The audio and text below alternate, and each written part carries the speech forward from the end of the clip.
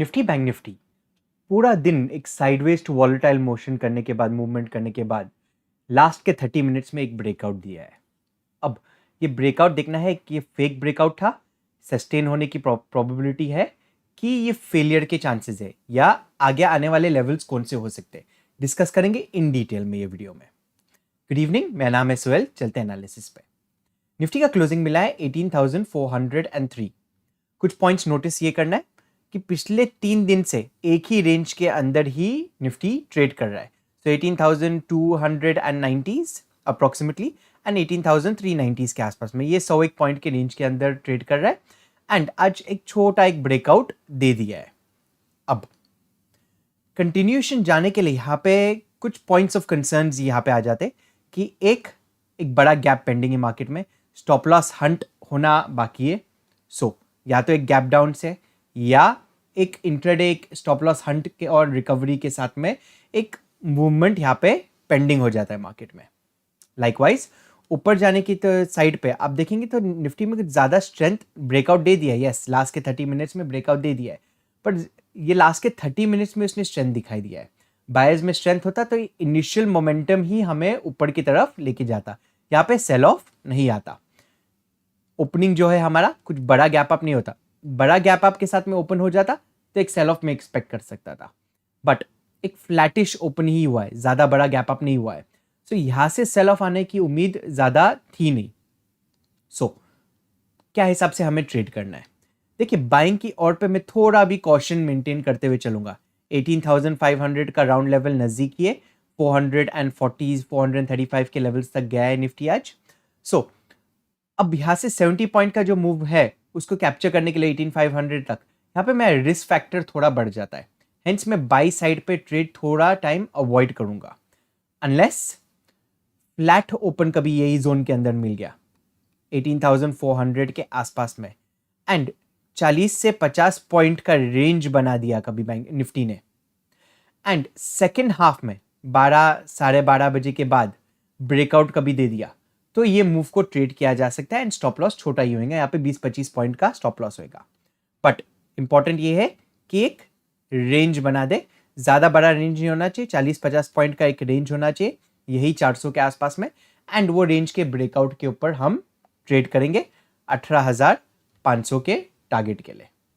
Until then कोई buying के side पे मैं ट्रेड नहीं देखूंगा।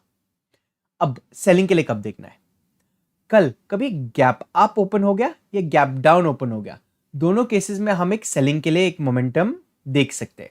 सो कभी 18,500 के आसपास में कहीं पे गैप अप ओपन हो गया, सो ये लेवल्स के आसपास में कहीं पे गैप अप हो गया एंड इनिशियल एक 3 मिनट का कैंडल नेगेटिव कैंडल हो जाता है, ठीक कैंडल लो के नीचे मैं शॉर्ट करना शुरू करूंगा निफ्टी को। यहाँ पे जो मेरा टारगेट निकल के आएगा यही जोन का निकल के आएगा 18,400 के आसपास में फर्स्ट टारगेट, 18,300 के आसपास में हमारा सेकेंड टारगेट। सो एक 200 पॉइंट का हमें एक मूवमेंट मिल सकता है नीचे की तरफ, ये फास्ट मूवमेंट हो सकता है बट ट्रेलिंग स्टॉप लॉस लगा के रखना। ऑल्सो इनिशिएशन करने के लिए एक नेगेटिव रेड कैंडल का वेट करना, 20-25 पॉइंट का स्टॉप लॉस लेते ही हम शॉर्ट करेंगे। सेकेंड क्राइटेरिया यह है कि कभी गैप डाउन ओपन हो गया, सो 18,403 का ओपनिंग है, ये जोन के आसपास में कहीं पे ओपन हो गया 18,300 के आसपास में, तो एक सेल ऑफ आ सकता है एंड ये एक बड़ा सेल ऑफ हो सकता है। ये सेल ऑफ का टारगेट मेरा 18,200 और 18,160 का लेवल होने चाहिए। सो ये जोन्स को निफ्टी टेस्ट कर सकता है एंड ये जोन्स को, सो ये दो जोन्स के लिए हम प्रिपेयर हो सकते हैं। कभी 18,300 के आसपास में कभी एक गैप डाउन ओपन हो गया तो इसको आइडेंटिफाई करने के लिए अगेन एक नेगेटिव रेड कैंडल का वेट करना, कैंडल लो के नीचे हम शॉर्ट करेंगे, 3 मिनट के कैंडल के लिए वेट करेंगे। चलिए देखते हैं अभी बैंक निफ्टी को किस तरह से ट्रेड किया जा सकता है। अगेन बैंक निफ्टी में भी सिमिलर सिचुएशन हुआ है आज, 42,200 के ऊपर हमारा बाइंग का मोमेंटम था।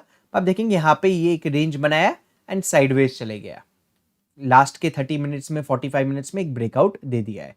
अभी लेवल पे क्लोज हुआ है, हाई मारा है 42,450 का, क्लोजिंग मिला है 42,370 का। अगेन जैसे निफ्टी में डिस्कस किए थे, कभी एक जोन बना देता है, 80 से लेके 100 पॉइंट का एक जोन कभी बैंक निफ्टी बना देता है, यही रेंज के अंदर, सो 42,370 से लेके 450 के आसपास में। जैसे ही 42,450 का लेवल तोड़ जाता है हम बाई करेंगे। यहाँ पे देखो, कभी डायरेक्टली कभी ब्रेकआउट दे दिया 42,450 के ऊपर तो मैं इंटरेस्टेड हूँ नहीं ट्रेड करने के लिए। मैं रुकूंगा एक जोन बनाने के लिए, एक रेंज बनाने के लिए। रेंज बनाने के बाद कभी टूटा लेवल तो ही हम बाई करेंगे। यहाँ पे टारगेट होना चाहिए 42,500 का।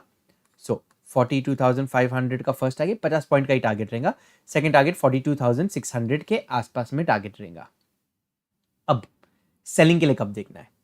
कभी गैप अप ओपन हो गया, अब यहाँ पे कभी 150 और पॉइंट्स का गैप अप हो गया, सो 42,500 से लेके 42,600 ये जोन में कहीं पे गैप अप हो गया एंड एक इनिशियल नेगेटिव रेड 3 मिनट का कैंडल फॉर्म हो गया।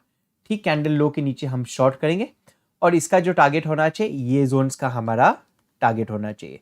से जो वॉलेटिलिटी वाला जो जोन है 42,200 के आसपास का, ये जोन तक का हमारा टारगेट रहेगा।